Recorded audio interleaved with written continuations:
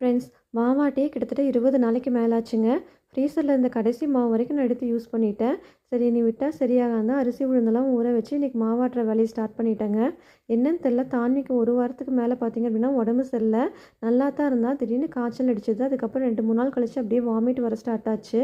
இங்கே நம்ம ஊர் மாதிரி டக்குன்னு டாக்டர்கிட்டலாம் கூப்பிட்டு போக முடியாதுங்க. ஏன்னா இங்கே அப்பாயின்மெண்ட் கிடைக்கிறது அவ்வளவு கஷ்டம். அப்பாயின்மெண்ட் கிடைக்கிறதுக்குள்ளே வந்த காய்ச்சலே சரியாக போயிடுங்க. ஏன்னா அந்தளவுக்கு ரொம்ப லேட் ஆகும். இங்கே வீட்லேயே மோஸ்ட்லி மருந்து கொடுத்து சரி பண்ண தான் ட்ரை பண்ணுவாங்க. சாதாரண காய்ச்சலாக இருந்தால் நம்ம மருந்து கொடுத்தா டக்குன்னு சரியாயிடும். நானும் இந்த மாதிரி காய்ச்சல் மருந்து தான் கொடுத்தேன்.